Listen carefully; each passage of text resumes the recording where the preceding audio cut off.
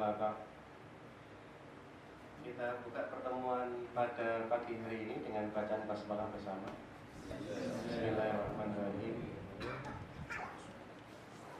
Bapak Ibu yang saya hormati, yang dirahmati Allah Subhanahu wa taala.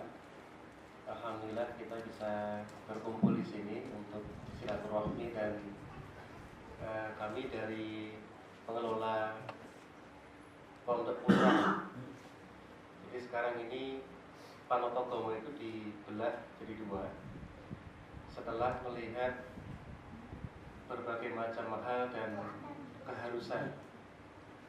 Kemudian dipisah di dua. Yang pertama putri, ini putri kontingennya sedang ke Kendal.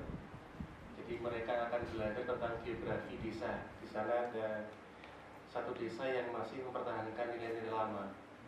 Jadi kalau anaknya itu setelah maghrib tidak ngaji itu malu. Itu desanya Ustaz Subhan.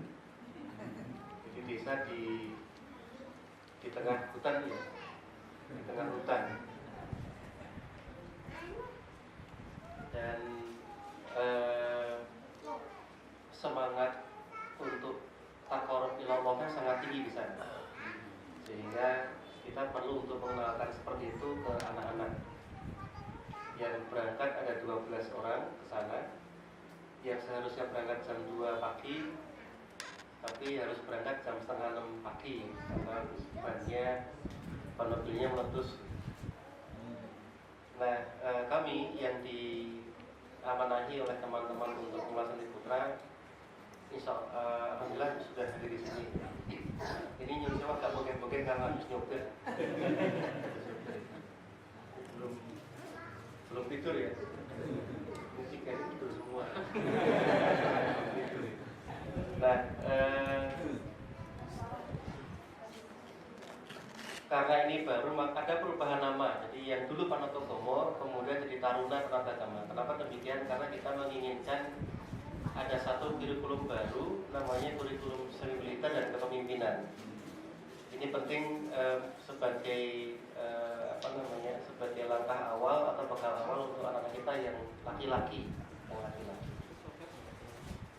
Nah, ini sebagian fotonya. Nanti kalau Bapak Ibu pengen atau menginginkan mengcopy beberapa kegiatan bisa kami share. Nah, terlebih dahulu saya perkenalkan, ini Ustaz Subhan yang bertanggung jawab untuk menangani Sakofah Islam. Jadi urusan tahsin, kemudian usul fikih, kemudian urusan tahajud itu urusan beliau. Nah, kemudian yang di samping saya yang paling besar ini Ustaz Rahmat Aziz. Beliau yang kita minta untuk mengurusi geopolitik. Jadi bagaimana cara berkonflik, kemudian mengatasi konflik, kemudian bertemu dengan berbagai macam orang, kemudian menghadapinya seperti apa, itu urusan beliau. Kemudian yang terakhir yang baru saja menikah, Ustaz Zulnaro Alamnawi. Ini beliau yang kita minta untuk sains dan nanti seni militer, karena beliau yang dulu pernah menjadi siswa terbaik di salah satu sekolah asrama di Sumatera. Sekolahnya Akbar Tanjung ya. Akbar Tanjung. Nah, Bapak sekalian, karena waktunya sudah semakin siang, saya di sini hanya memaparkan secara global, kemudian nanti teman-teman yang akan memberikan secara detail. Jadi bagaimana sakofahnya, kemudian geopolitiknya, kemudian sainsnya, kemudian seni militer dan kepemimpinan. Ada 4 yang kita inginkan, dan kita menginginkan kemampuan anak itu rata. Kita akan coba nanti sampai Juni, kemudian Juni ini akan kita pecah. Saya sudah bilang ke anak-anak, Panatagama itu hanya menerima anak yang A+, Amin, A dan B+. Yang B itu diminta pulang. Jadi anak-anak sudah tahu, dan beberapa anak sudah telepon orang tuanya untuk menyiapkan sekolah baru kalau dia nggak diterima. sampai begitu. Jadi kita memang meminta anak-anak kita, kalau kalian memang suka Muhammad Al-Fatih, kalian suka Janisari, ya perilakunya harus seperti Muhammad Al-Fatih, seperti Janisari. Dan kita sudah bilang ke anak-anak yang kita inginkan semi militer bukan sekedar disiplin, tetapi saya pribadi menginginkan seperti letnan. Jadi bukan pratu, bukan praka, tapi letnan. Dia misalnya begini, kemarin yang anak-anak kelas 9, 10, kelas 10, 11 itu kita bawa ke sebuah tempat, kemudian kita berikan latihan kepemimpinan, kemudian kita minta untuk menghitung logistik perang. Dan lucu juga ya waktu itu. Jadi kalian adalah seorang letnan, kalian punya 20 pasukan, kalian nyerang Banyuwangi, silakan dihitung logistiknya berapa, sanitasinya seperti apa, dan jarak Banyuwangi dari Jogja ke Banyuwangi gitu. Kemudian ada yang jawab, kita tanya, dari Jogja ke Banyuwangi berapa jaraknya? 4.700 kilometer gitu.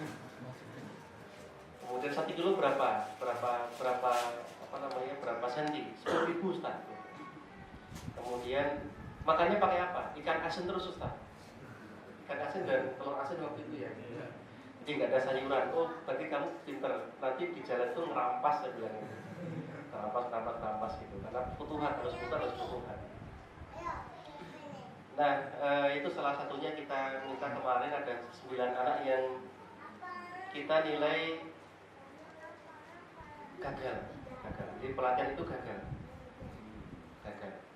Kita sudah ngomong ke mereka lagi, kita nanti akan latihan lagi. Itu di sebuah tempat di Yogyakarta yang menurut kacamata saya paling rusak. Jadi paling rusak pergaulannya dan seterusnya di situ. Jadi anak-anak kita inapkan di situ semalam. Kita minta untuk jalan-jalan malam, kita minta untuk mendata semua orang, kemudian kita minta untuk menghitung satu orang itu sebenarnya berapa kebutuhan beras. Jadi satu orang itu berapa ons. Kita sampai seperti itu karena memang untuk menjadi negarawan itu harus perlu kemampuan matematis yang seperti itu. Jadi sebenarnya kita berapa butuh, satu orang itu berapa butuh ons beras, kemudian nanti lahannya berapa hektar, kemudian beras yang seperti apa itu harus diajari. Nah, Bapak Ibu sekalian, saya kira itu sebagai awalan. Kami ingin masuk pada gambaran global tentang sekolah kami. Nah, ini yang kita inginkan. Jadi saya kira Bapak Ibu sekalian sudah sangat clear dengan ini. Jadi kita memang ingin menjadi lembaga pendidikan Islam yang melakukan pembinaan, yang siap dan mampu memimpin. Itu yang kita inginkan dari anak-anak kita. Jadi kalau nanti ke depan itu banyak tekanan ke Bapak Ibu, banyak tekanan ke anak-anak, kami mohon maaf. Misalnya ada anak yang cengeng, misalnya Ustaz saya dipukul, kita bilang balas pukul. Jadi harus berani pukul, seperti itu. Karena laki-laki itu semakin sering dia konflik itu semakin matang sebenarnya. Kayak Umar, Abu Bakar, kemudian Sa'ad bin Abi Waqqas, kemudian Ali, bahkan Rasul pun juga pernah melakukan itu. Jadi kalau kita tidak menginginkan orang yang soleh tapi diem, kita tidak ingin. Jadi kalau soleh diem kemudian cuma azan, pulang, sholat, jadi imam itu bukan tipe syarikat. Tapi kalau misalnya anak-anak Bapak Ibu yang kita berikan tekanan-tekanan itu kemudian lapor ke orang tua, ya kami minta maaf, saya sebagai yang diminta untuk kepala sekolahan ya, itu kami minta maaf.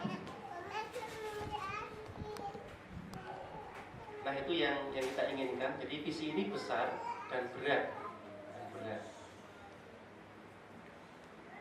kita sempat guyon dengan teman-teman kalau misalnya kita bikin mudah aja gimana, misalnya pesantren Abu Hurairah, jadi cukup menghafal hadis setiap Hurairah selesai. Tapi yang kita inginkan nggak seperti itu. Jadi kita memang siapa lagi yang akan melanjutkan kita kalau bukan anak-anak kita.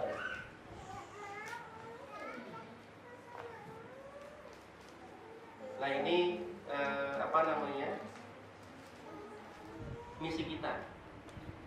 Jadi jelas sahsia Islam standarnya, kemudian peka terhadap lingkungan, berjiwa pemimpin, kemudian mandiri, kreatif. Anak-anak itu nanti kamar per kamar itu akan diatur dan semua kakak kelasnya mengatur adiknya. Kemudian dalam pelatihan lapangan itu boleh jadi ada yang lebih muda, itu yang kita minta pemimpin yang lebih tua.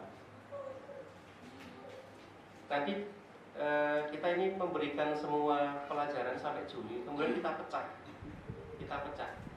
mana yang secara kognitif, secara psikomotorik, secara afektif yang dia nilainya A+, kemudian turun ke bawah.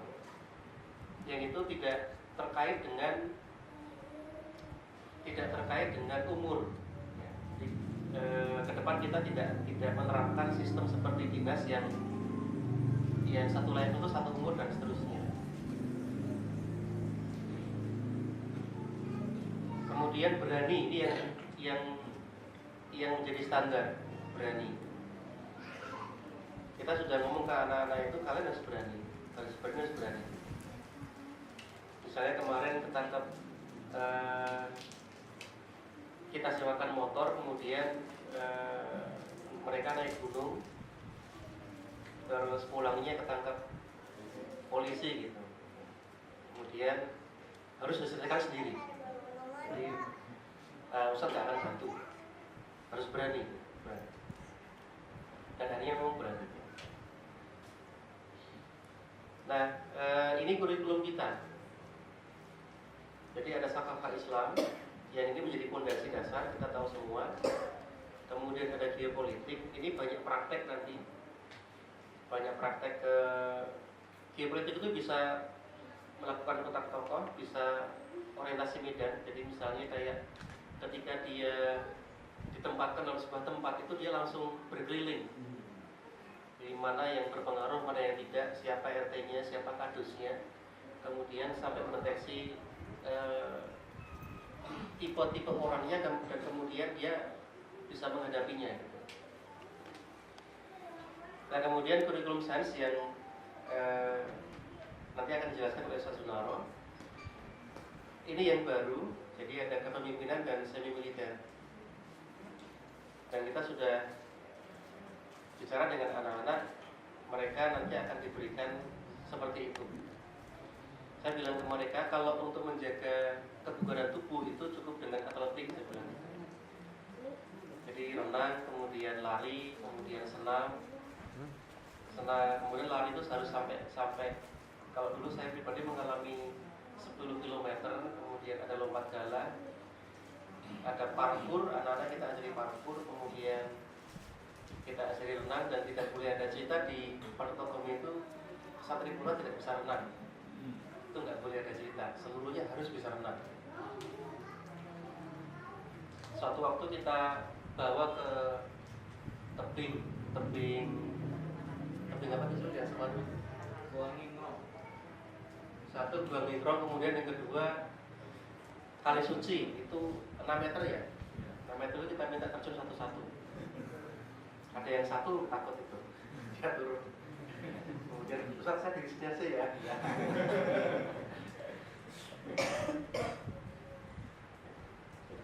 Pokoknya terjunnya dari situ, dan ini loh di titik ini, jangan ke sana. Ini ada karangnya, ini ada batunya, itu ada batu yang agak tajam. Di sini nih, di sini nih.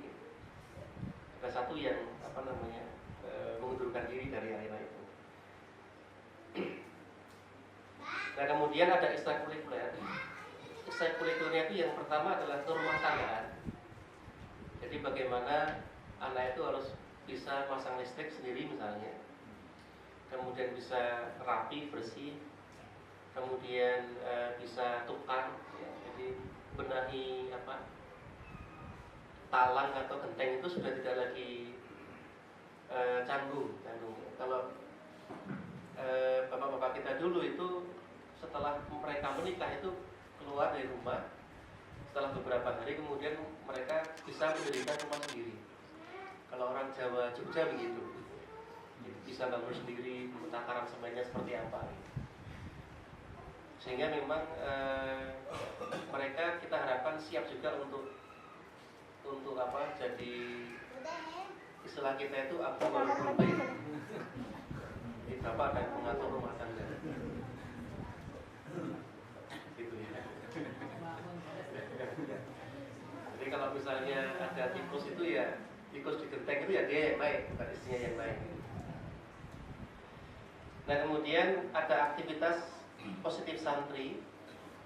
Ini ada 4. Jadi anak-anak itu sudah suka natural, suka alam gitu.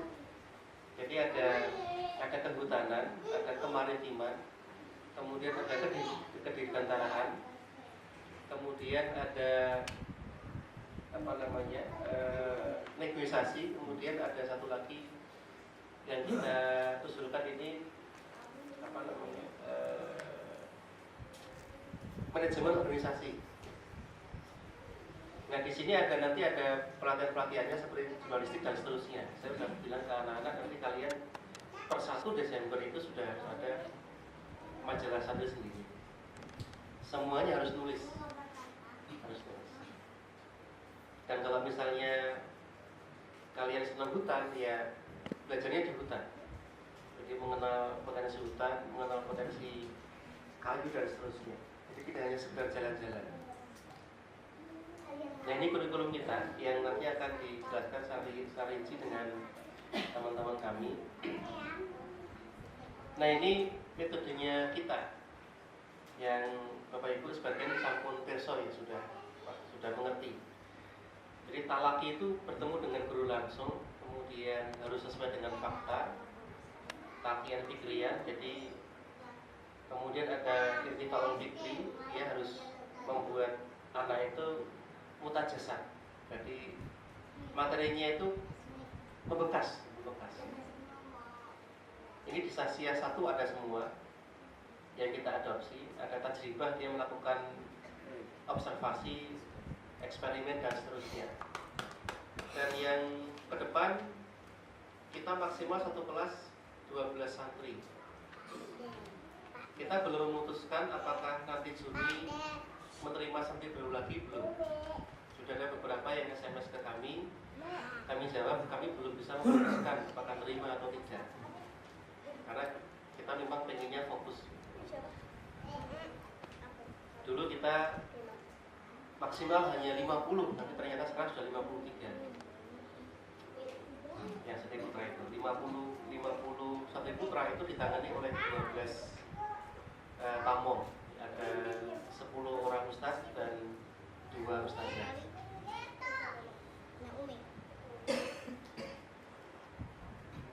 Kemudian ini jenis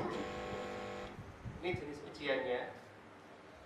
Jadi ada ujian tulis, ada ujian praktek, ada ujian lisan. Misalnya bahasa Indonesia itu setiap anak harus bisa nulis jurnalistik, harus bisa nulis karya ilmiah, harus bisa orasi, harus bisa kultum, harus bisa khutbah Jumat, harus bisa khutbah Idul Fitri dan Idul Adha. Kita sudah bilang ke mereka, dan mereka ada beberapa yang siap dan banyak yang nggak siap. Mereka memang agak kaget ketika yang pertama dipisah santri putri putra, kemudian pengelola putra itu putra semua, dan wajahnya nggak pernah senyum semua. Nah kemudian di akhir akhir kelulusan itu mereka harus membuat tulisan seperti skripsi. Setiap praktek lapangan itu ditulis dengan tulisan bergaya skripsi. Kalau nggak bisa seperti itu, maka laptopnya kita tarik. Jadi laptop itu per 1 Desember kita tarik. Kita melarang mereka untuk menonton film apapun. Nanti yang memilihkan film itu ustadznya. Dan kita sudah bilang ke mereka, filmnya perang. Filmnya film perang. Tidak boleh film yang Korean movie. Tidak boleh. Yang Japanese movie nggak boleh, apalagi Indonesia movie itu nggak boleh. Anak-anak putra dan putri itu sudah nonton film yang beberapa, misalnya kayak Valkyrie itu yang Steven Seagal yang dia mencoba untuk mengkudeta Hitler. Itu filmnya bagus sekali dan saya rekomendasikan mereka untuk nonton G30 SPKI. Itu film yang sangat politis, film yang serius. Kalau Sunan Wali Songo itu nggak serius karena ada kliniknya. Kalau Diponegoro juga kurang serius. Tapi kalau dia 13 PK itu serius. Jadi yang sangat detail sekali. Siapa namanya, kemudian konspirasinya kayak apa itu ditulis. Dan mereka sudah ngomong kapan Ustaz? Ya, setor dulu 4 hadis. Nonton film. Kalau di santri itu begitu. Jadi boleh nonton film setor 3 hadis. Satu-satu. Jadi per 1 Desember laptop akan kita tarik semua dan nanti hanya digunakan untuk karya ilmiah, digunakan untuk menulis kegiatan weekend project dan nonton film bersama. Ini jenis ujiannya. Dan ujian nanti kita tanggal 12 Januari sampai tanggal 24 Januari. Mungkin 4 hari di dalam pondok dan selainnya keluar ke berbagai tempat. Mungkin beda kelas, beda tempat. Karena kalau ujian geopolitik nggak mungkin di kelas. Ujian olahraga juga nggak mungkin di kelas. Dan Ustaz Subhan sudah siap untuk menguji takdir di puncak Gunung Lawu ya Ustaz. Kemarin beliau naik Gunung Perahu dan anak-anak juga agak pikir akhirnya. Ternyata Ustaz Subhan juga bisa naik gunung. Dan mereka siap untuk itu. Nah ini rancangan kita nanti Juni. Jadi yang namanya SMP itu seluruhnya kita berikan. Tidak bisa tidak. Seluruhnya kita berikan. Kemudian SMA itu ada 3 macam. Ada Sakafah Islam yang dasarnya, kemudian sains dan semi militer tetap.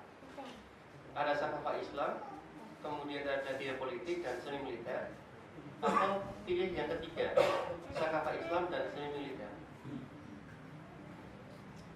Untuk santri yang kelas 10-11 sudah kita minta untuk berpikir sebenarnya mereka pengen apa. Kalau misalnya tidak bisa, maka akan kita tuntun 1,5 tahun. Jadi misalnya 1,5 tahun itu sains dan semi militer, Sakafah Islam, kemudian 1,5 tahun lagi yang lain. Ini tidak berubah aktivitas positif tadi. Jadi ini yang harian dan tidak sore hari. Dan pembelajaran ini itu tidak selalu di kelas. Misalnya pembelajaran sains itu dia mengharuskan anak-anak terjun ke lapangan. Kemudian bahkan pembelajaran sakafah pun juga begitu.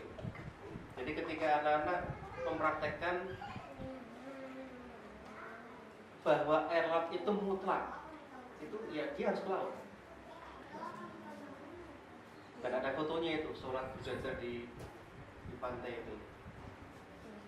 Kita foto itu mereka. Bahwa pasir itu suci mensucikan, mereka harus paham. Pasir yang seperti apa yang mereka yang disebut suci mensucikan. Jadi ini untuk yang level SMA, Pak. Jadi mulai kelas 10 itu mereka diminta untuk memilih. Ini kita sudah sudah terlambat. Seharusnya tahun kemarin ya, tahun kemarin memang sudah kita obrolkan untuk dipisah, tapi beberapa guru belum siap dan kita sendiri juga belum siap, dan mau tidak mau harus dipisah. Kemudian akhirnya kita terpisah, betul-betul terpisah. Jadi keuangan terpisah, kita nggak pernah sama sekali bertemu kecuali untuk beberapa kasus. Jadi saya sudah terpisah dengan dengan Ustaz Ria, itu sudah nggak sering lagi makan sate sambil ngobrolin santri. Jadi sudah betul-betul beliau sangat kenal awal santri putri dengan Ustazah Aini, dengan Ustaz Agus dan Ustaz Agung, kemudian saya kesini dan teman-teman. Nah, saya kira ini yang bisa. Nah, ini pelajaran yang wajib untuk setiap jurusan. Jadi tidak bisa tidak, anak itu tetap harus paham geografi. Misalnya begini ya, saya pengen ngasih contoh tapi mudah-mudahan tidak tersindir. Di Yogyakarta itu ada teman kita itu yang masih menggunakan kanan kiri, tidak menggunakan barat timur. Saya juga kadang-kadang gitu, kadang-kadang saya juga gitu. Nah, ini kan sebenarnya geografinya lemah. Nanti belok kiri ada warung, ke kanan itu kan, itu bahasa geografi yang level bawah.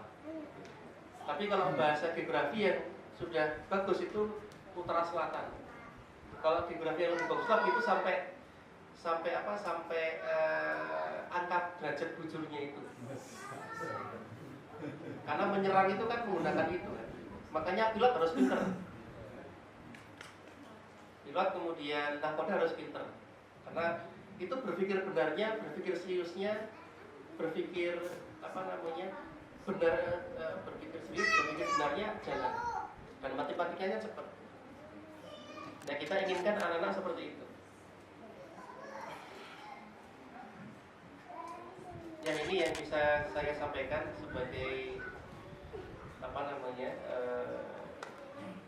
awal untuk kita diskusi kita hari ini. Mudah-mudahan ke depan saya pribadi dan teman-teman lebih baik dalam mengelola pondok ini.